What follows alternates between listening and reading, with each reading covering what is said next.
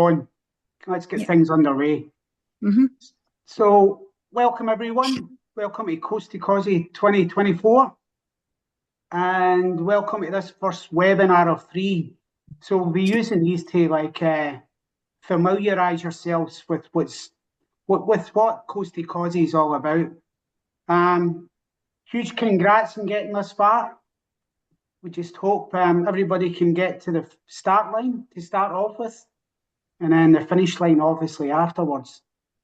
Let me just commence this webinar. I'll just acknowledge this brilliant country in which we all reside, and I especially want to acknowledge the traditional custodians of the various lands in which we're located this evening.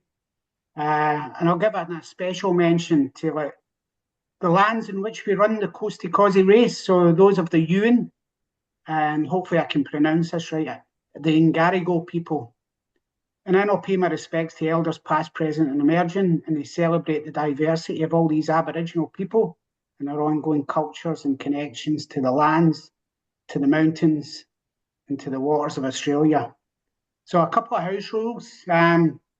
If you could just jump to mute, and then if you feel inclined, just post any questions, comments, compliments, or even abuse. Just chuck the abuse in their chat, and then we'll save them up to the end, or we might cover them off there, and then we'll see how we go. Let me just make sure we get all these other people in.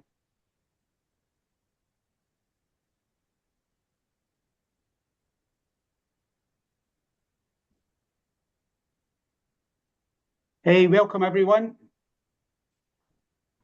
If you could just chuck yourself to mute and we'll get underway. So first thing is the schedule, and this is up in the actual the website. We've got tonight's webinar, obviously, and then we've got one next week, and then one the following week. We're going to cover off maybe get a couple of guest people along, past runners, and they can give you an idea of what's in store, and the same with support crew as well. And then this year, and for this year only, we've brought the event 2 weeks ahead. So it's actually kicking off in the second last week in November. So we've got the mandatory pre-race briefing that commences on the 20th of November. Then we've got your check-in, that's the Thursday, 21st of November. We kick it off on the 22nd of November, and then hopefully finish it on the Sunday morning, 3:30, hopefully a bit before then. And then on the Sunday morning, we'll get the post-race breakfast and the post-race presentation. So that's how the weekend is shaping up. And again, that's now available on the website. Greg? Okay. It's an interesting year for us. This is I suppose it's 20 years of Coast to Kosci this year. It's not the 20th race, but it's 20 years of Coast to Kosci. So that includes from the very first time, which was an unofficial, I should say, fat ass event, and Paul Avery and his partner Diane, and a couple of other runners, Sean Greenhill, Jan Herman, who's also an entrant in this year's race,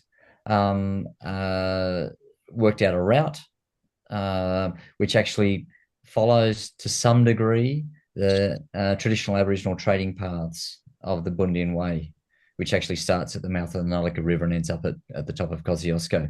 So in 2004, they worked out a course, and in December ran that course. Paul was the first one over the line in bit over 39 and a half hours, or around 39 and a half hours, which is a long time from Andrew Tuckey's race record. But he did that in 2004. For those of you crewing, Diane Weaver crewed Paul that year out the back of a Volkswagen Beetle, which would have been very interesting and not a lot of room to move. It was Fat Ass again in 2005, 2006, and then with the support of Ian Cornelius, the event actually kicked off as an official event in 2007. So we've had 3 unofficials and 15 official Kosciuszkos to get to this point. Obviously, there was the hiatus in 2018 and 2019 due to a number of different challenges and approvals and other elements. And then Paul and Diane passed, I suppose you call the custodianship of Coast to Kosciuszko to Mickey and myself. And we've had the enormous pleasure of hosting and facilitating and being race directors, race organisers of this event since 2020 and getting the race back on the agenda. So 20 years of Coast to Kosci. The route has only had a couple of very minor changes, and they've been due to circumstances such as the Big Jack Road closure in the last couple of years. So the route that you runners will run on is still the original route from 2004. There's just some more bitumen and a little less dirt over some sections, but effectively it is the exact same route. So across that time, we've had a large number of finishers. We encourage everybody and work really hard to make sure everybody is able to get through the event, which is why we have qualifiers that are in place. And again, we're really looking forward to not just this 20th year of Coast to Kosci, but many Coast to Koscis in the future. Thanks, Mickey. Cool, Greg. So that brings us nicely on to like 2024. And this is how we're shaping up. So at this moment in time, we've got a little bit of oversubscription insofar as we've got 58 runners at this moment in time. Probably expect a couple of people maybe to pull out between now and then. But the one that kind of like stands out for me is ACT, because we've always just had one person or two people from the ACT, but this year I don't know what's happened. Must have been having a wee bit of a chat amongst themselves, but we've got 8 people actually coming from the ACT this year. We've got 2 from across the ditch in NZ, 30 from New South Wales, 8 Queenslanders. We've got our standard Tasmanian in Yan. We've got only 4 from Victoria this year. So obviously they never got together and had a chat. And then WA, which has got 5 entrants this year. And then just further breaking it down, it's great to see this because we tend to have like a lot of male domination happening in Coast to Kosci. But this year represents the highest number of females ever to toe the start line at the Coast to Kosci. So that's really pleasing to see. And then just the last one is around your Coast to Kosci status. This year we've it's nearly even Stevens in terms of rookies and veterans. And that's really good to see as well. Very happy about that. In terms of age groups, the one that dominates it with 17 people in the 40 to 44 age group, which is usually the most competitive.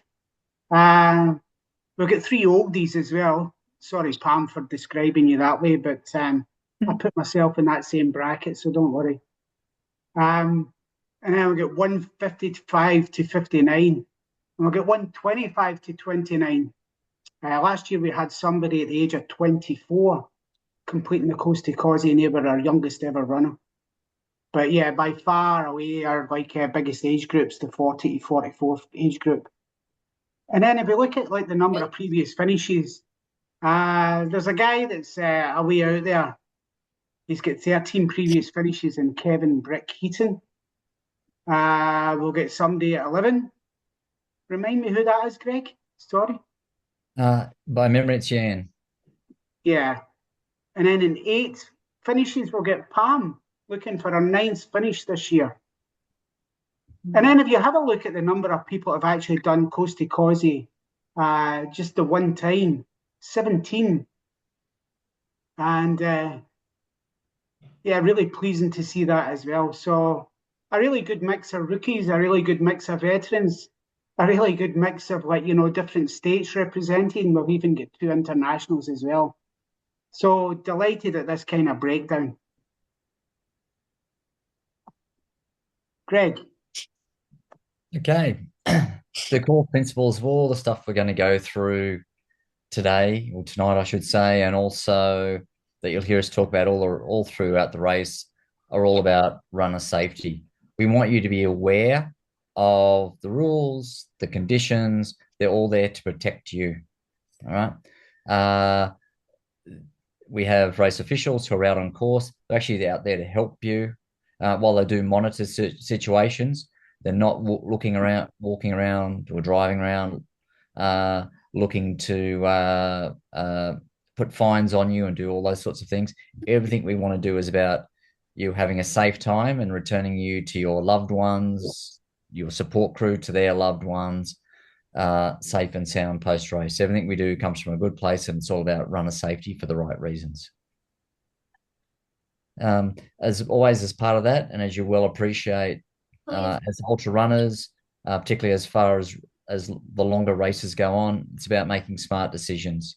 So really, we encourage you at all times to be safe and to make smart decisions, not silly decisions, not reckless, not half-hearted, to actually make really smart decisions about your own safety and the safety of your support crews and everyone around you. That also holds true for local participants, or I should say, local residents, the roads we're on, other drivers, the councils, the areas we go through. Again, it's all about being safe and being smart and respecting those lands, respecting those councils, respecting those residents.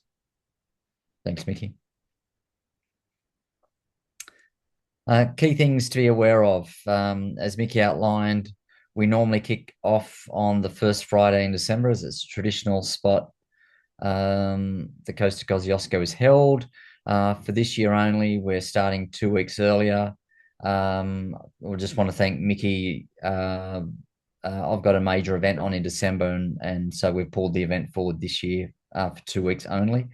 Next year, we anticipate returning to the first Friday in December. So this year, it's 2 weeks earlier.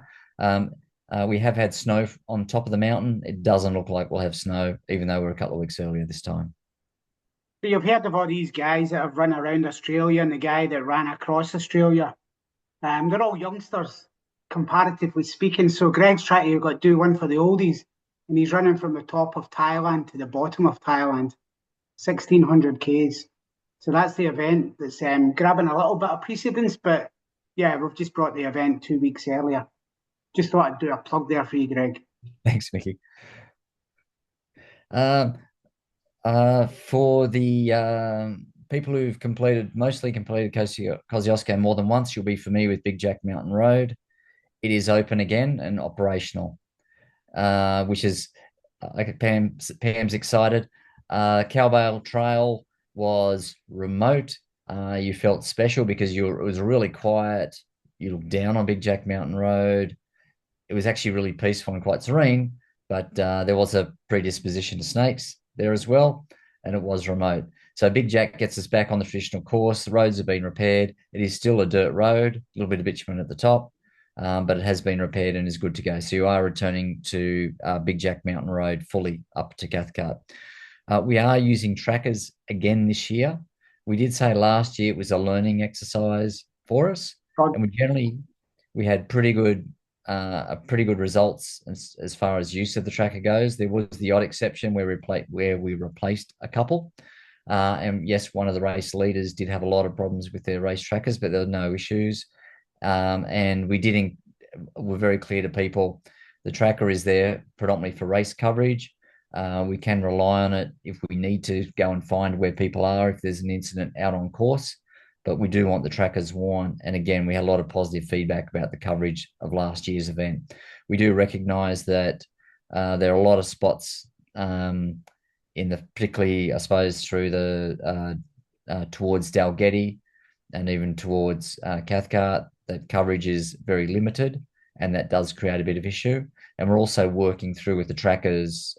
We have options about 3G or 4G, and last year we used 3G for coverage.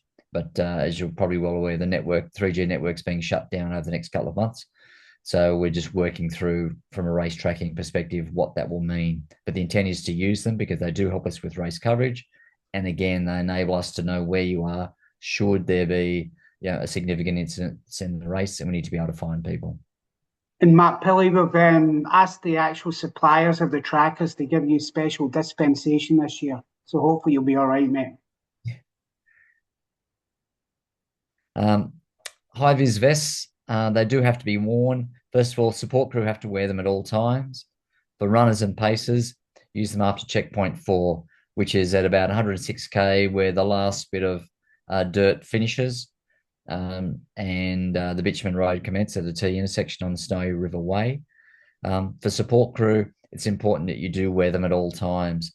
You'll be ducking across the road. You are perhaps, while the runner is generally running in a straight line, you'll be going backwards and forth across the road to see runners and be moving in and around vehicles. So it's very important. So for support crew, high vis vest at all time to Australian standards, and for runners and pacers, checkpoint 4 onwards, the high vis vest is mandatory. That's also because that's at pretty much for most runners, that's at the end of the first day as night beckons, and it's on the Snowy River Way where traffic does move quite at speed at night.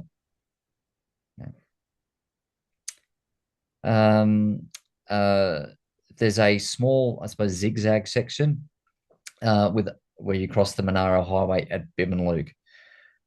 You'll come out from Black Lake Road at Bibbinluke, join the Monaro Highway, and go probably about trying to remember now, about 400 to 600 meters, and then across the Monaro Highway. We've had incidences in the past where people have crossed the highway at that where the Black Lake Road joins the Monaro Highway, and then run on the left-hand side of the road. It's really important that you stay on the right-hand side of the road. You'll see marshals in the distance with cones, and move across the bridge, move up to them, and they will guide you across. There's a sweeping bend just behind the marshals, and traffic flies through there, including logging trucks. So really important to follow race officials' directions and stay on the right-hand side there. Jawbone headphones are permitted. Standard earphones and headphones are not permitted. The reason being a jawbone still allows sound, as a number of you are aware of from training and using them. So it's a no to standard earphones, headphones, but the jawbone ones are permitted. And again, this is not about your comfort. This is actually about making sure you can hear traffic at all times and be conscious. On those roads, we're the only event that goes through there. They're not expecting, even though we have good signage about, a lot of very regular road users or just people going through there occasionally won't be expected to come across runners when they're traveling at speed. Again, we need you to have your wits about you. Especially around Dalgety when you get a few errant people coming out of the pub late at night. Yes. Yes. At Boydtown Beach, which is the start line at the mouth of the Nullika River, there are no toilets there. Look, we're at that beach for around 40 minutes, 45 minutes or so, from about 4:45 to 4:50 till about 5:30 a.m. when you head off. Please use toilet facilities wherever you're staying before you leave. So there are no toilets out the start line. Please don't go into bushes. Please don't think I'll just do it here and get away with it.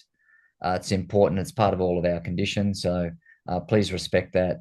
No toilets at Boydtown Beach. Make sure you sort yourself out before you get there. There's no sharing of mandatory gear. You have to have your own mandatory gear, and that's really important when you go to head up the summit track. The summit path. Once you've got Charlotte Pass.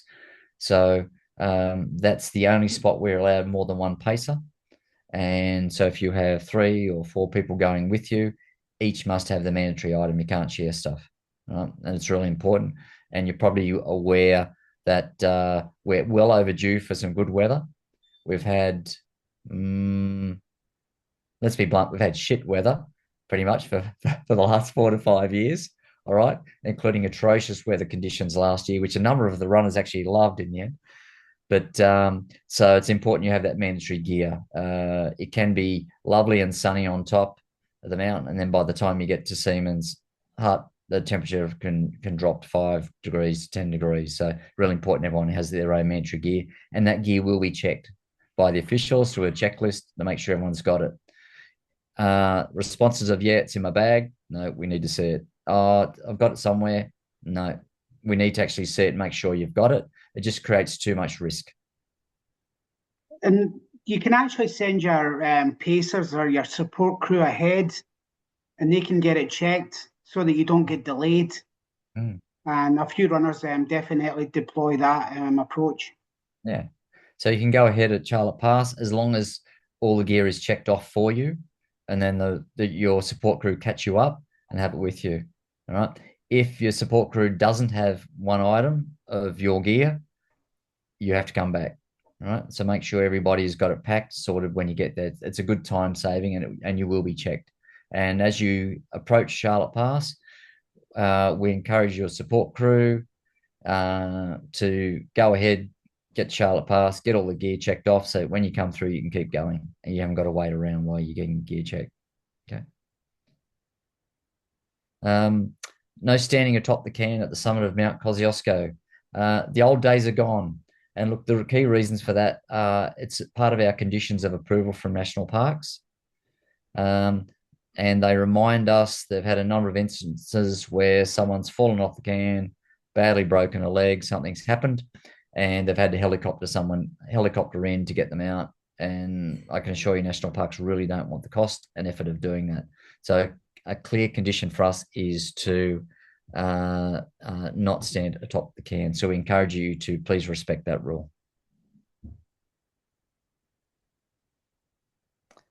At Charlotte Pass, depending on the weather, there may be some parking or there may be virtually no parking. Where the checkpoint is and also the finish line, there's about 5 or 6 car spaces that have, by memory, 20-minute parking. They're very short-term parking there. They are monitored, and we will also monitor them. Again, it's part of our conditions. You can't just be there and set up there for 6 or 8 hours. You may have to park 200, 400, 600 meters or more further down towards Charlotte Pass. That's just how it goes. So please do the right thing. Otherwise, you will get fined by national parks. And similarly, we'll also have the heat put on us by national parks. We have a really good relationship with them, and we really want to keep it that way. So please consider it illegal parking at Charlotte Pass. We ask you to give consideration to having a clear designated driver who is rested before you drive back down the mountain from Charlotte Pass to Jindabyne post the finish.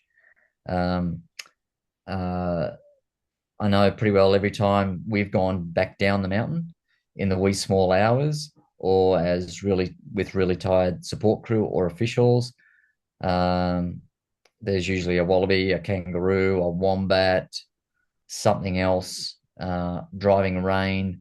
And even though it's, I suppose, about a 20-minute drive back down to Jindabyne, it can be quite hairy when everyone is tired after a long couple of days. So we really encourage you to give consideration to a designated driver who perhaps doesn't go to the summit and rests up and is in good shape to drive back down. So a few of you might be kind of thinking, geez, we're getting deluged by information here, and that's correct, you are. All this information is actually in the Race Rules Handbook, and then we'll also be sending out this Prezzo. We'll email that out to you, and then there's going to be a recording of this as well. So all we're really doing is trying to grab the main points from the race rules, and then just make sure that you're giving particular attention to those points. So coming on to the runners, all the veterans of the race know this pretty well, but each runner must have a dedicated support crew and vehicle.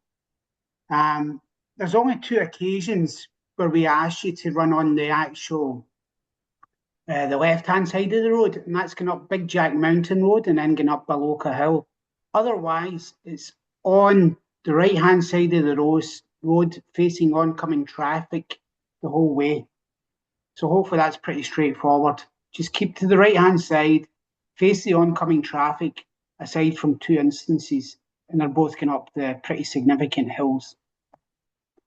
You need to have your race number. It needs to be worn and visible at all times. Your rear flashing lights, the same. Your race tracker needs to be worn at all times. And then after checkpoint 4, we ask you to have your high-vis reflective vest to be worn. You need to have your headlamp. It needs to be worn at night. Then Greg's mentioned the mandatory gear. Just a couple of points here. So we do allow you to kind of rest or shelter in a stationary support vehicle. But I mean, you might have seen this happening in certain other races. It certainly doesn't happen in Coast To Kosci. You cannot travel forward along the route. You need to kind of start off where you finished off. And the same here, like if you want to deviate from the race route, if you need to go to a toilet or you need to go to do something, you have to resume your race from where you actually left it. And then you're not allowed to rejoin the race if you're retired or withdrawn. And I mean, this was COVID. It still kind of applies to a certain extent, but in large groups, we try to discourage that. But 3, 4, 5, five's probably a wee bit too much.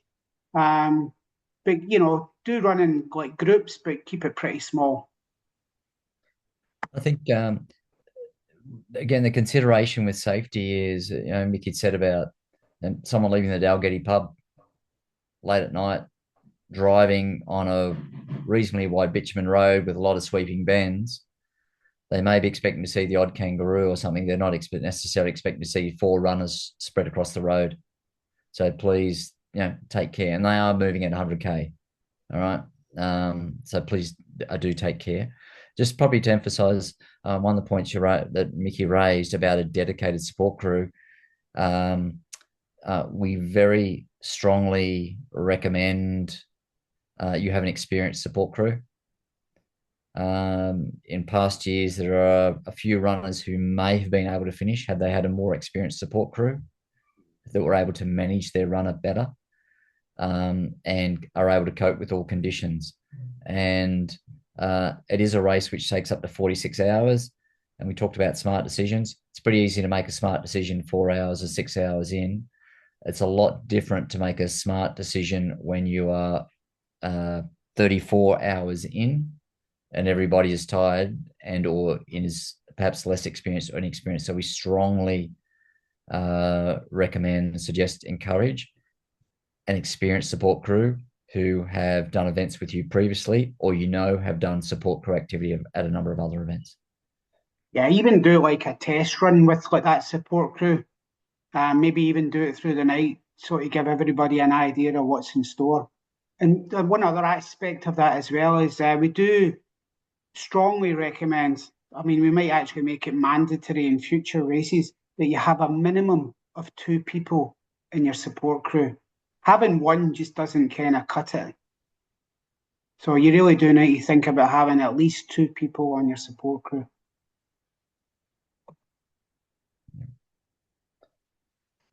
Cut-off times. So the 46-hour race finishes how Coast To Kosci has always been, which is to effectively 3:30 a.m. on the Sunday morning. So if you're still getting along and you're cracking just inside the 3:30 a.m., well, yes, you've finished. Tell you what, you've had a long 2 days out and about, and so have your support crew. The cutoff and locations. First key point is at 106K at Gunning Rack Road and Snow River Way. That's also, for a lot of people, that's dusk or shortly after nightfall on the first day. The leaders are probably through a couple of hours before that. Dalgety Bridge is at 6:30 a.m. on the Saturday. We have to stress it's actually at the bridge is the cutoff point. Dalgety Hall, which is about 100, 200 meters away from that, which is a place where it has toilets. There'll also be foods, etc., available, and a warm location for support crews. Is not the checkpoint. The checkpoint is the bridge, which is after that. So if you're feeling lovely and warm and gone to the toilet in Dalgety Bridge and it's 6:25, you better get moving. At Dalgety Hall, you better get moving. Being in the hall does not count. It is the bridge which is past there. We effectively need to be out of Dalgety by 6:30. Jindabyne Caravan Park. It's 2 o'clock on the Saturday afternoon. And the checkpoint is actually around the front of the caravan park where it faces Kosciuszko Road. Charlotte Pass, Saturday at 11 p.m. That still enables you to have 4 to 4.5 hours to get up and down the mountain at that stage. But Charlotte Pass, and then the finish line is at Sunday at 3:30 a.m. We will withdraw you if you don't make the cutoff times. They're there for a reason. If, for example, you're in sight and moving really, really well and pushing to get to that cutoff point, there may be some discretion to put you through. If you're not within sight and you're struggling, no. And there's no appeals that can be made from that. It just simply is too long out there. We feel the cutoffs are actually relatively generous. So you should be able to make those. And if you don't make the cutoff, you will be withdrawn. One of the reasons, actually, again, we have the qualifiers in place is because we want people to be able to prove they can finish. People who can finish should be beating these cutoff times well and truly. And arguably, they are pretty generous. Hopefully, you find that on the day or the days. So pacers, more or less the same as runners. And your first pacer is allowed after like 8:30 on the Friday evening. So essentially 15 hours after the race start. There's one exception because we actually asked that you run with a pacer going up Big Jack Mountain Road. So another place where you actually, we say that pacers are mandatory is Beloka Hill and then the Summit Path. Big Jack Mountain Road, Beloka Hill, you're limited to one pacer. The Summit Path, you can take as many pacers, support crew up to the summit with you as you want. Just refer to at the previous point that everybody needs to have like that mandatory gear. Well, I said that already. Basically, pacers must abide by the same rules as runners. Runners, you're essentially responsible for your pacer and making sure that they observe the necessary rules. Obviously, no physical assistance. You can act as a mule.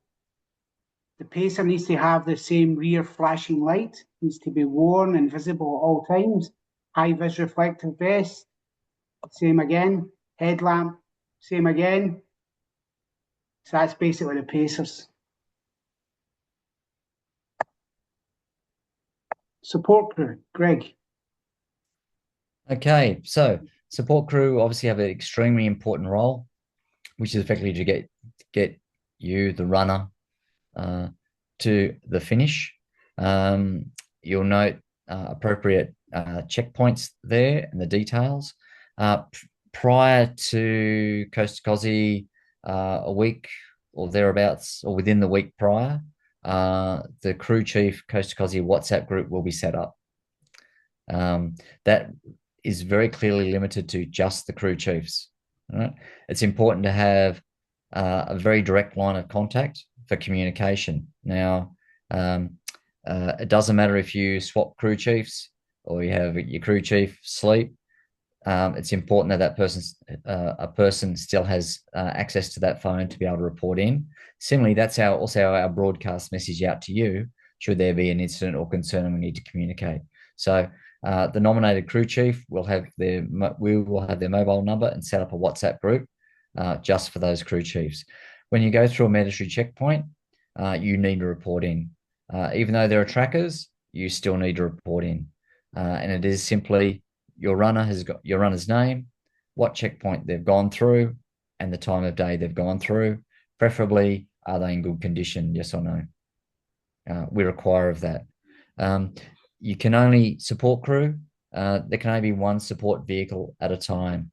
If you wish to change support vehicles, for example, you've got someone else coming in to join you, this changeover needs to occur at a checkpoint, and we need advice about that. We need to know what vehicles are on course, and it also mitigates any considerations or concerns about extra support being provided, or two vehicles out on course supporting a runner.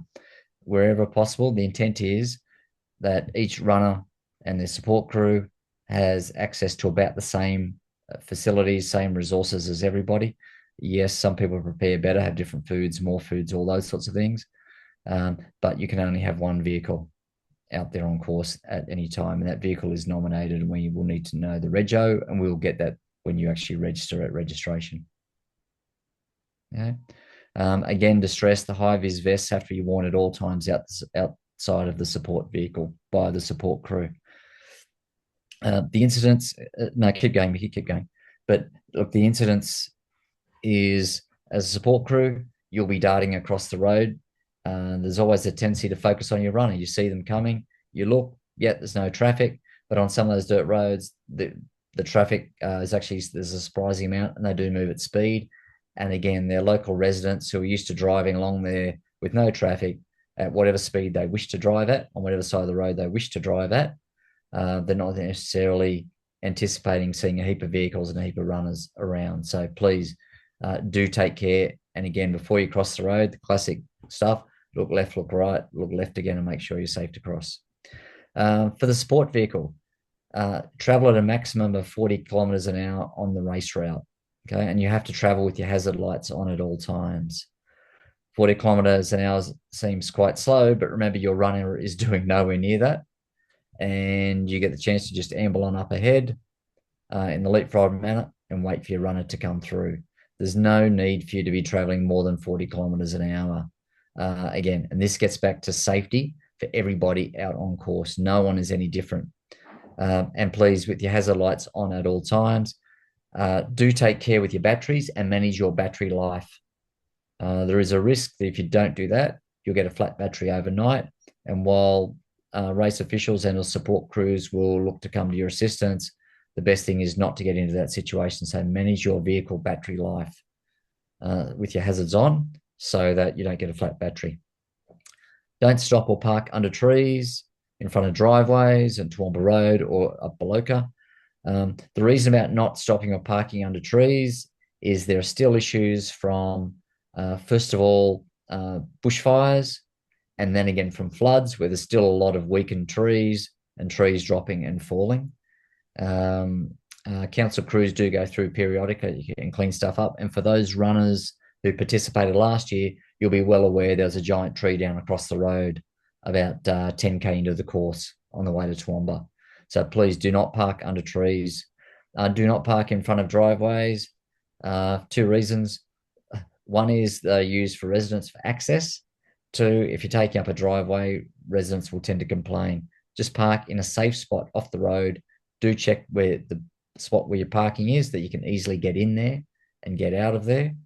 But please don't park in front of driveways. And again, they're the smarter decisions that you make later on. Even at night, we've had people park in driveways thinking they were on a remote area, and all they did was shine the lights into a farmhouse, woke up the kids, 2 a.m. in the morning, farmers are concerned, we get the phone calls, police, nobody's happy. So please don't park in front of driveways. Baloka Hill is pretty straightforward because it's a narrow, windy climb. Similarly, up Big Jack, you're not allowed to park. And on Toowoomba Road, when you get out to Toowoomba, it has like a villagey atmosphere. It's actually really quite cool to see everybody out there, and everyone's really excited. Please park really carefully.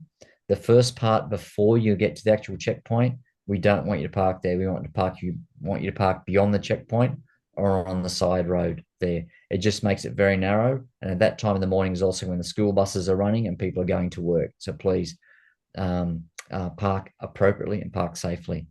The first 24K through to Toowoomba, you're not allowed to meet up with your runners. There's a lot of traffic going through. If you can run 240K and you can't do the first 2.5 hours on your own without a support crew, you do have a problem. Should be able to take a drink flask with you, whatever you'd normally have. We will have an aid station at the 4K mark at the end of the Brandy Creek Fire Trail, but really that's just lollies and a water. Just make sure you're self-sufficient through to Toowoomba, which is, again, for most runners is around the sort of 2.5K mark, thereabouts, maybe a little bit longer for the back markers, a little bit quicker if you're Trevor Allen. After the rendezvous point, which is at Toowoomba, you will travel in a leapfrog manner. Normally that's we recommend sort of around 5K. Sometimes if runner's feeling good, you can go further than that, maybe up to 10K. You'll quickly work out for the newbies what that leapfrog manner is. Literally make sure your runner is okay, and then drive ahead 5K or so. Again, if you're running 240K, your runner can cope for 5K without something. In training, they'll have done long distances without you. they're okay. They should be okay and self-sufficient. Obviously, if they've got having some medical issues or there's some other stuff going on, that's a little bit different. But please, if your runner is fine, they don't need you to be asking. Your support crew doesn't need to be asking, do you need water? Do you need electrolyte? Do you need food? Every 5 minutes. So that leapfrog manner is important. Okay. Also use that time when you leapfrog ahead to chit chat and meet other crews and people about as well, and get to meet other people, enjoy the camaraderie of the race. Take plenty of care driving up Big Jack Mountain Road. It's a steep ascent. It's in some places 1 vehicle width wide. In other places, it's 1.5, maybe 2. And there are a couple of points where allow for 1 or 2 passing points, but it's quite narrow. And again, vehicles coming down the road will be cautious, and they all expect to see other vehicles, but they don't necessarily expect to see a lot of vehicles at the one time. So just do take extreme care at that point. And again, it's a slow ascent. Take your time. Greg, just one more point on the maximum of 40 kilometres an hour on the race route. But support crews should be very cognizant and respectful of the other runners, because you're going to be passing by a whole load of runners, especially in non-bitumen surfaces, whereby you'll be kicking up a bit of dust. So that's why we insist on kind of, not exceeding that speed, and then just be especially respectful when you're actually passing by like other runners. Yeah. And other than the first 24K, actually probably about the first 30, early 30s is bitumen, pretty much. And then there's the odd section here and there of bitumen until you get to Cathcart. You get a section, and then after that you're back onto dirt. And again, vehicles coming through will get sprayed. On Black Lake Road, sometimes logging trucks come through, and if they're coming through and they're decent sized trucks with dust and or rocks, Pam's nodding, it's uncomfortable to go through. And so again, please be mindful of other runners and make sure when you're driving, you're safe for everybody and you're not spraying people with dirt and gravel. It's also important you take responsibility for the ongoing operation of the runner's tracker.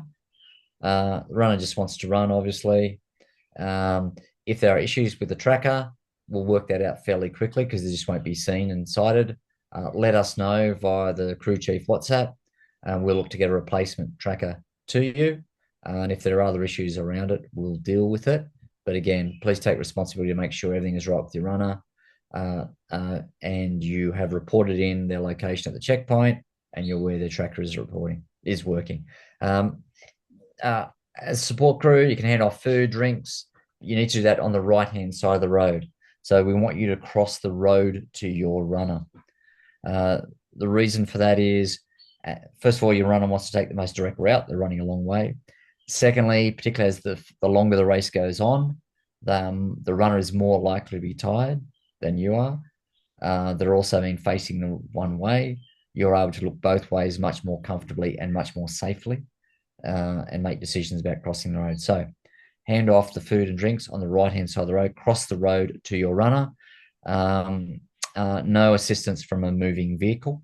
When you do cross to your runner, no issue with you running alongside them for 20, 30, maybe 50 meters to give it to them, make sure they're okay. Very short chat, nothing beyond that. A pacer later will be able to support them fully, and mule for them and those sorts of things. But again, you can't stay with them for more than, say, 20, 30, 50 meters. It is permissible for you to carry the mandatory gear from Charlotte Pass to Mount Kosciuszko. All right. So that takes a bit of pressure off the runner. Should there be any issues, you need to notify race medics and all race officials, preferably via the WhatsApp group. If you need medical assistance, note the time and advise what it is. And if your runner retires from the race, same time and distance, advise us, and preferably go through the next checkpoint and let us know. It's really important we get that information so we can, in turn, the medic will know where to go, who it is, and get I suppose, a little brief on what the condition may be, and then they can look to provide the right first aid assistance. Like all things, if it's a significant issue, we do direct you to go straight to hospital. Okay, and you will have the details of where those locations are. So one last slide, guys. Just one on race officials, and at all kind of major crossings, we're going to have race officials there. And you can only actually cross that road under the actual advice of the race officials. The one that we mentioned, or Greg mentioned earlier on, was the one at 81.6 on the Manara Highway. That's the one that we always seem to encounter a few issues. And as we said there, it's really important you actually run on the right-hand side of the road, going over the bridge.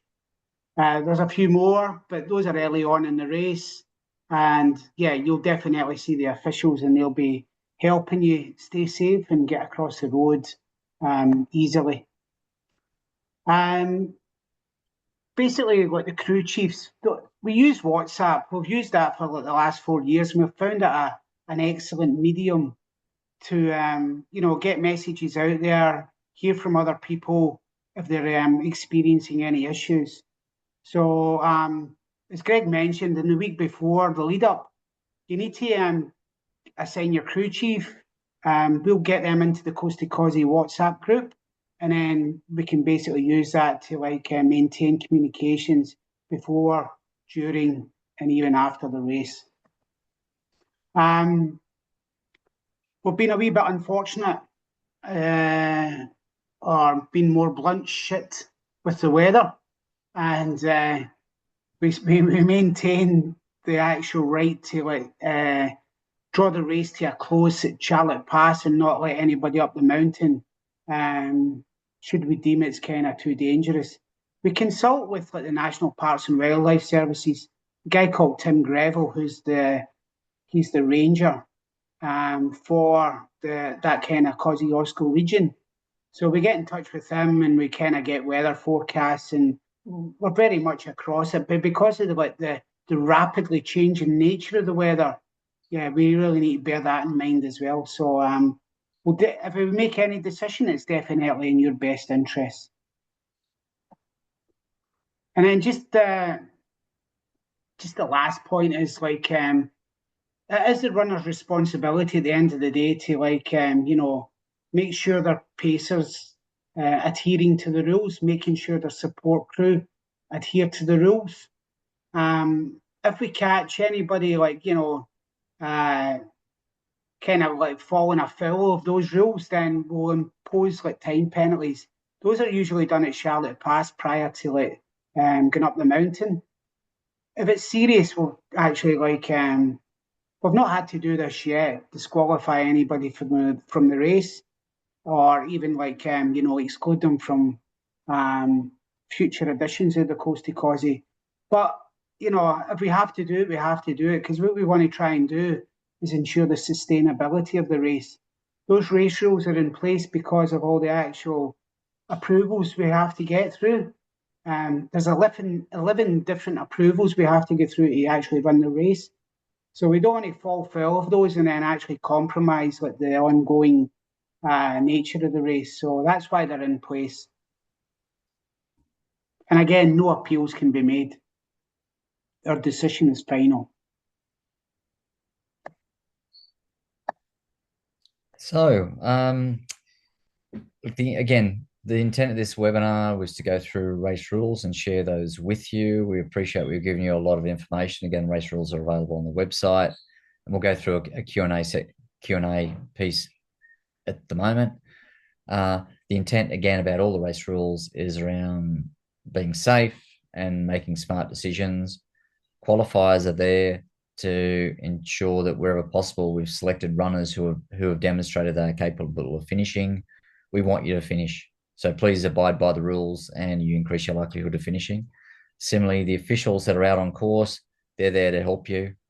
They're also our eyes and ears out on course, but predominantly they're there to help you and to provide assistance to you. Not too much assistance, but they're there to help and make sure that you're able to participate and have an enjoyable time for yourself and support crew.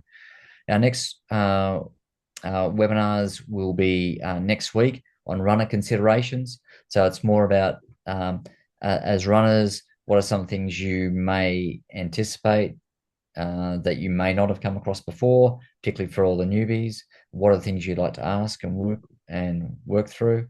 On Monday, October 7, and yes, conscious it's a long weekend. Long weekend in New South Wales. But it is the Monday night. It's the support crew and considerations, and also a little bit about on the first aid and those sorts of pieces. And again, as we said, there are a few runners in past years who perhaps may have had a higher likelihood of finishing if they'd had more experienced support crew, or had maybe briefed their support crew a bit better and taken more care of their runner. So that's the next two webinars to go through. And again, they'll be recorded and made available. And with that, questions? We'll get 6 minutes.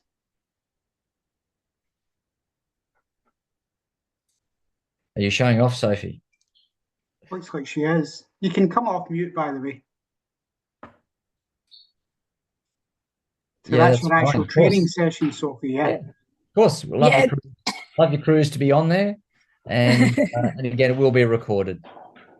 Cool. Again, absolutely want. I can try and join you from there if you want, from Namche Bazaar or something instead. As long as you pay the mobile reception's pretty good these days up that trek, so you should be good. Yeah. No excuses. Cool. That's it. Yeah, you probably don't need that level of altitude training for Kosciuszko. Go hard or go home. Any more questions, comments, abuse, compliments? At least we'll get a shy lot. Yeah, that's good. Well, hopefully it hasn't been too much of a information download that we need to give you. But again, it's just to go through the key things, help you get a better appreciation. It's interesting. The feedback we often get post race is, besides, I suppose, how much people have enjoyed the event, is that they get the event now. They didn't quite understand what Coast to Kosci was about until they did it. There are not many events where you have a leapfrog. There are not many ultra events where you have your crew all the way with you, unless it's a backyard ultra or you're around a track. We're actually out for a point-to-point long course and have your support crew with you all the way. And it's also the only race in Australia that goes through different climate zones. And I think we've experienced every type of climate over the last few years. So there's a lot in there. So we do thank you for joining us. And again, this will be available and the link shared out for you to be able to access it for you and your crew. Unless there are any more questions, last chance. Going once. Twice. I think we're good, Mickey. Okay, everyone. Thank you. Thanks for joining us. See you soon. Thanks, guys. See you next week. Cheers. Thank you. Bye. Thank you. Thanks, guys. Have a good night. Thanks, team. Thank you.